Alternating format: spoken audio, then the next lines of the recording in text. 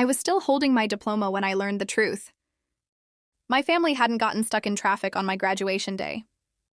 They were at a backyard BBQ laughing around a grill while I stood alone in my cap and gown.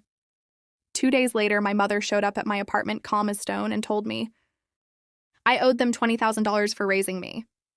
I thought that was the moment everything snapped between us. I was wrong. The real breaking point came when they returned with a truck and discovered something they never expected. Would you believe what happened next? Stay with me to the end. My name is Savannah, and for most of my life, I believed that if I worked hard enough, stayed quiet enough, and carried enough of the weight, my family would finally see me. I grew up in a small corner of Seattle, where the walls were thin, the bills were always late, and love sounded more like responsibility than comfort. I learned early that being the older daughter meant filling in the gaps no one talked about. By 15, I was wiping tables at a neighborhood diner to help cover utilities. By 17, I was buying my own school supplies. And by the time I got into college, I was already used to hearing my mother say, "You're old enough to figure it out," whenever I asked for help.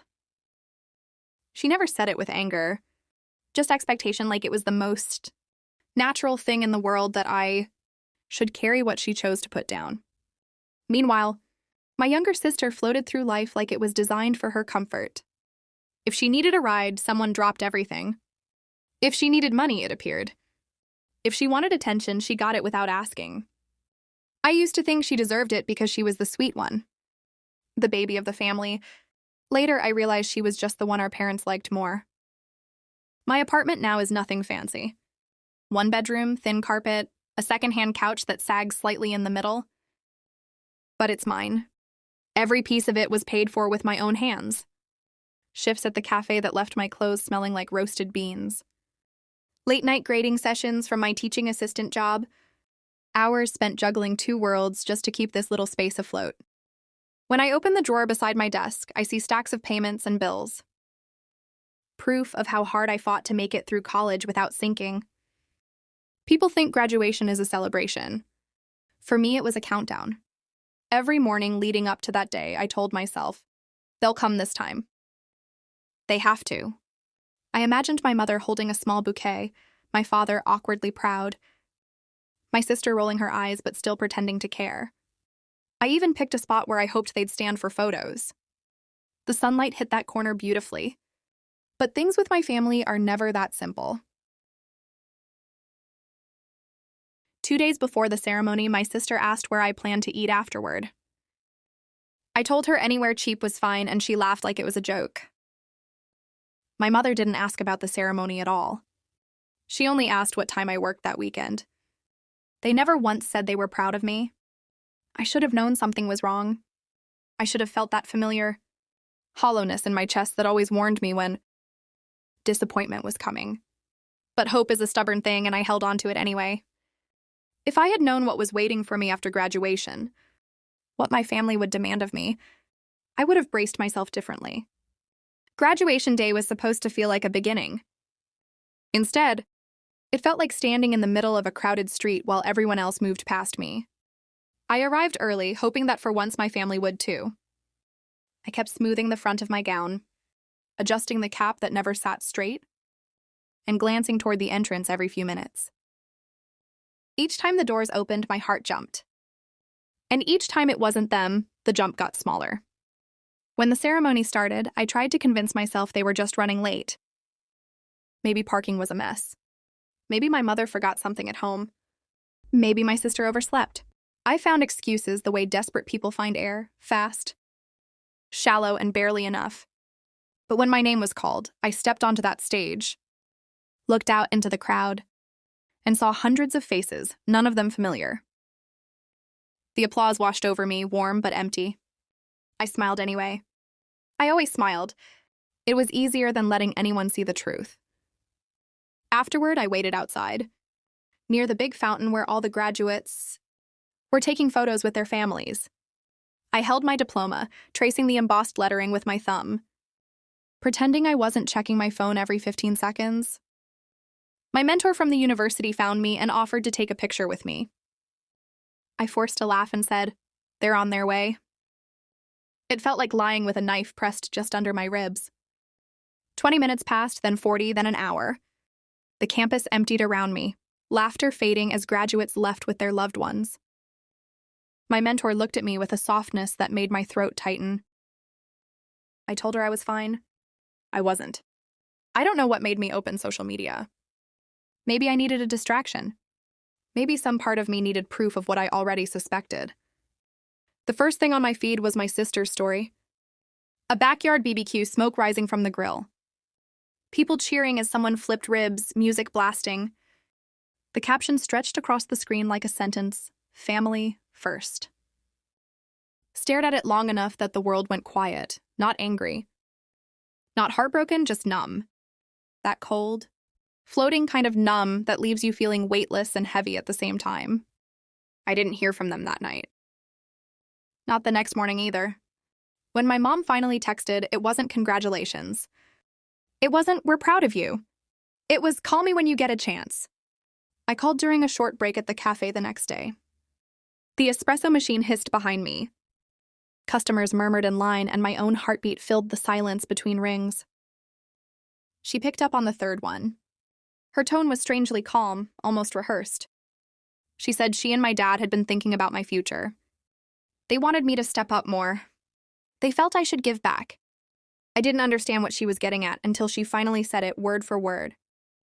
The same way it would appear later in the thumbnail that strangers on the internet would see. You owe us $20,000 for raising you. There was no anger in her voice. No embarrassment. It was as casual as asking me to bring milk home. I thought I misheard her. I asked her to repeat it. She did even slower this time, like I was the one being unreasonable. I stepped outside into the alley behind the cafe, leaning against the cold brick wall as she kept talking about sacrifices, about how raising a child wasn't free, about how my sister needed new things and they were tapped out. For the first time, something inside me shifted. Not a snap, not yet. Just a quiet click, like the first tooth of a lock turning. If I had known how far they would push after this, how bold, how entitled I might have walked away right then. But the real turning point was still waiting only 2 days ahead. Sitting heavy in the back of a truck, rumbling toward my apartment. For the rest of that day, her words clung to me like smoke. $20,000. Not requested, expected. As if my entire childhood was a tab I'd forgotten to settle. I walked home after my shift with the kind of tired that settles in your bones. The kind you can't sleep off. Inside my apartment, I sank onto the couch and stared at the folders stacked beside my desk. Payments, bills, tuition statements, loan records, all the proof of every hour I had worked, every sacrifice I had made just to stay afloat. I opened the drawer and pulled them out one by one, laying them across the table like cards in a game I never agreed to play. 4 years of late-night shifts. 4 years of buying the cheapest groceries I could find. 4 years of doing everything alone. If anyone owed anyone, it wasn't me owing them. But guilt is stubborn. It moves like a shadow. Even with the evidence in front of me, I could still hear my mother's voice in my head, steady and certain. You should be grateful. We raised you. That's worth something. I sat there for hours long after the sun slipped behind the buildings, trying to figure out how a family could look at their daughter and see a bill instead of a person. For a moment, I almost convinced myself to let it go to avoid confrontation like I always did. Then my phone buzzed. It was a message from my sister. We talked. Mom said you'll pay it. Just send it this week so we can cover some things. Some things meaning her things, her wants, her lifestyle. I put the phone face down and let out a breath that felt like it had been held for years. I wasn't angry yet, not in the explosive way. It was quieter, sharper, the kind of anger that steadies your hand instead of shaking it. That was when I realized the collapse had already happened. Not between me and them, but inside me. Every excuse I'd ever made for them, every justification, every scrap of hope that they might someday show up when it mattered. It all fell apart in that moment. And in the empty space, that collapse left behind something new settled in. A boundary, a line. I picked up my phone and typed a single word. No, I didn't add explanations. I didn't soften it. I didn't apologize. Minutes later, my mother called. I didn't answer. She called again, then again. The tone of her voicemail shifted each time from confused to annoyed to furious. My father tried next, his voice stern, demanding. I put the phone on silent and watched. The calls stack up like proof of their entitlement. The next morning, I woke to a final message from my mother. If you won't pay, it said, we'll come get what we need. For a second, I thought she meant furniture or appliances, something practical. But when she added, we'll bring the truck, a cold knot formed in my stomach. They weren't coming to talk. They were coming to take. And for the first time in my life, I felt something powerful rise in me. Not fear, not guilt, but readiness. If they were bringing a truck, they were about to learn exactly what I had left for them. They showed up on a Saturday morning just after 9, when the hallway of my building was usually quiet, except for the hum of someone's dryer down the hall. I heard the truck before I saw it, the low, heavy rumble vibrating through the thin walls like a warning. When I stepped to my window, I saw it parked across the sidewalk, blocking part of the entrance. My mother sat in the passenger seat, arms crossed. My father climbed out first, tugging at the tailgate as if he owned the entire street.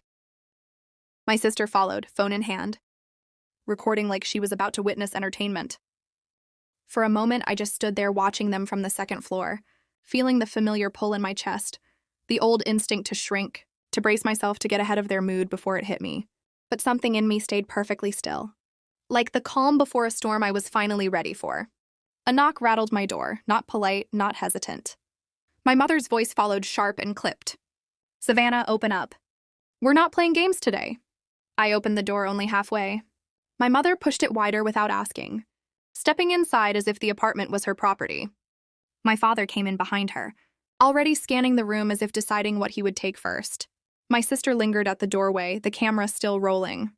So, my mother said, looking around like she was disappointed by how tidy everything was. Let's make this easy. You owe us $20,000. You said no, and now we're here to collect what balances that out. Her casual tone was worse than yelling. It was entitlement distilled, delivered like a business transaction she'd already decided was final. I stepped back toward the table where I'd laid everything out the night before. Payments, bills, tuition statements, loan records, proof, the paper trail of 4 years of survival. You're not taking anything, I said. My father scoffed. You don't decide that.